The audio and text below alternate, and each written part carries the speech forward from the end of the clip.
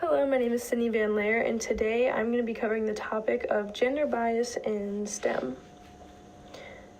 First things first is gender bias. What is it and how does it relate to the field of STEM? Well, gender bias is going to be the favoring of one gender over another in a given context. And when we apply this to the field of STEM, it is seen as women being frequently underestimated as competent scientists and as relevant research subjects in the scientific community itself. Specifically looking at when women are overlooked as scientists, a study that came to mind was one conducted by Corinne A. Racusin, and in this experiment, it was conducted between men and women to see if there were gender bias in STEM fields when both genders are applying for the same job. And from this study, it was found that women were to be seen as less competent, less hireable, would receive less mentoring from scientific peers, and would even have a lower starting salary for the same job as their male counterparts. And looking at women being overlooked as relevant research subjects, there is a significant lack of representation of women in scientific studies specifically. Studies, whether they be based on animals, insects, product testing, or anything of the like, when a male or female subject is going to be involved, the male subject responses are commonly seen as more relevant. A specific example of this is known as the Bateman's principle, which is a idea that was conducted on a study of Drosophila fruit flies.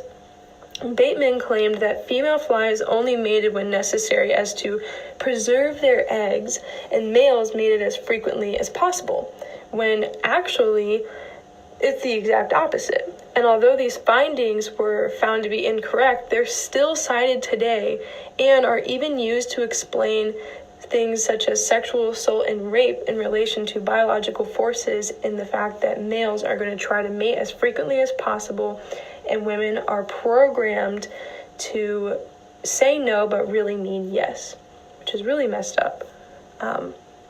Also, in terms of relevant research subjects, a specific disease, which is commonly known, autism, it is one of the top diseases to have a significant lack of female-focused studies, in which when a woman is going to be diagnosed for autism, where they specifically fall on the spectrum is going to be based on how male they are, because most of these studies conducted on autism are predominantly focused on males.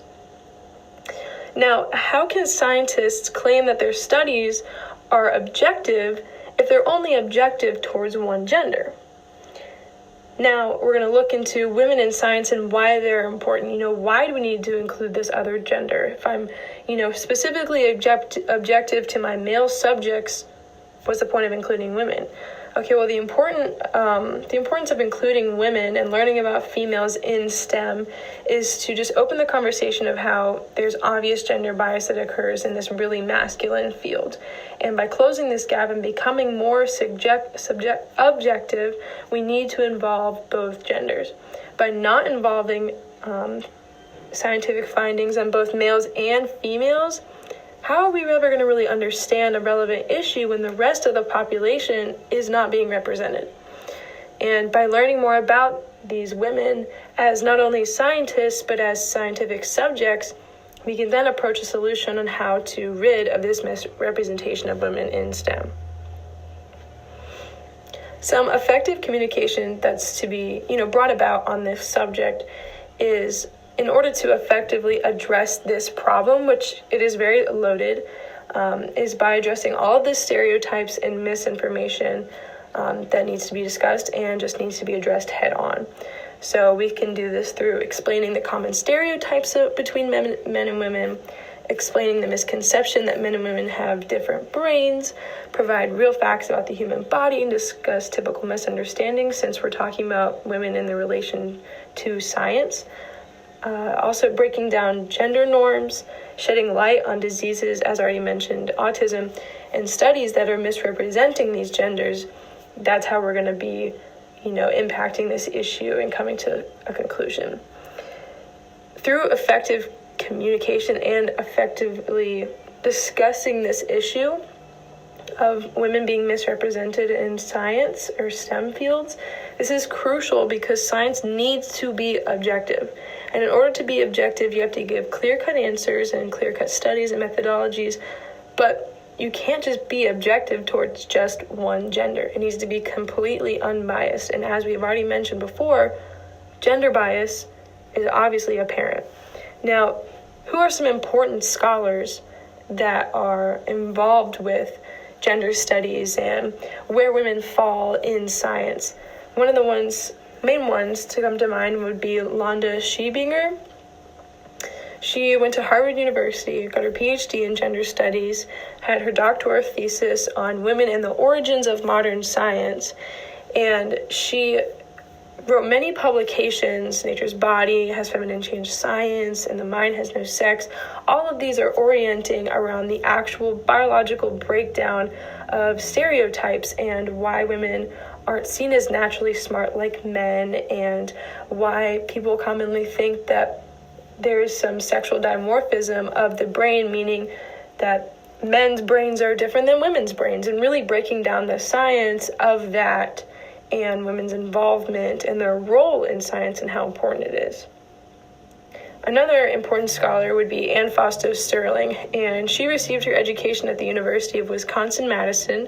She's been a professor at Brown University for 35 years teaching gender studies, and wrote several publications such as Sexing the Body, Myths of Gender, and Sex and Gender, which is biology in a social world. And again, really breaking down those gender biases, what it means to involve sex and the social world.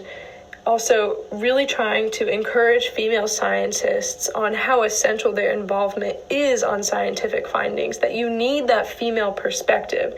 Because let's say a study is being conducted in a room full of men, how is there going to be any constructive thinking when there's only, one singular perspective in terms of not a differing perspective in gender?